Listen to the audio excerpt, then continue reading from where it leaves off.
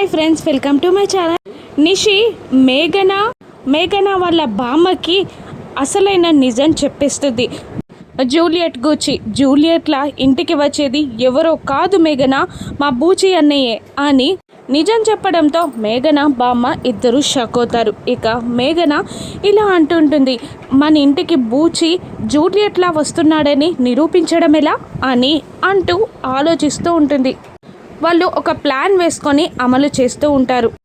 రాత్రి కేదార్ ఇంటికి రాగానే బూచి జూలియట్ వేషం వేసుకొని ఇంట్లోకి పరిగెడుతూ వస్తూ ఉంటారు. అప్పుడు బామ్మగారు వాళ్ళందరికీ స్వీట్స్ అందిస్తూ స్వీట్స్ తీసుకోండి అని చెప్తూ ఉంటుంది. ఎందుకు బామ్మగారు అని జగదాత్రి అడగ్గా, నిన్న మా కోడలి బర్త్డే అందుకే స్వీట్స్ ఇస్తున్నా అని అంటూ ఉంటుంది. అసలు వాళ్ళ ప్లాన్ ఏంటంటే లడ్డూలో ఒక రకమైన లిక్విడ్ కలుపుతుంది బామ్మ. ఏం చేస్తున్నావు బామ్మ అని కారులో ఉండగా మేఘన బామ్మని అడగ్గా, నీకేం తెలీదా ఆగే, నాదొక ప్లాన్ ఉంది అని అంటూ ఉంటుంది. ఆ లిక్విడ్ కలిపిన లడ్డూని బూచికి అందిస్తుంది బామ్మ.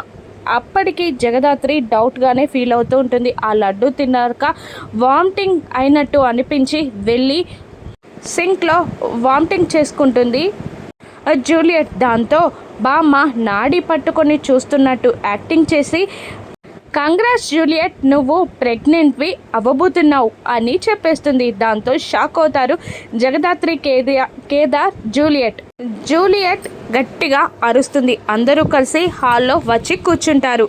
ఇక గట్టిగా అరుస్తున్న జూలియట్ని చూస్తూ బామ్మ ఇలా అంటూ ఉంటుంది, ప్రెగ్నెంట్వి అవుతున్నావు అంటే సంబరపడకుండా రెంకెలేస్తావేంటి, అరుస్తున్నావేంటి అనగానే బూచి కోపంగా పైకి లేచి ఒరిజినల్ బూచి వాయిస్లో, మొగాడెక్కడైనా ప్రెగ్నెంట్ అవుతాడా, నీ పిచ్చి కాకపోతే అని అరుస్తారు. అన్నయ్య అనుకుంటూ తల పట్టుకుంటారు జగదాత్రి, కేదార్.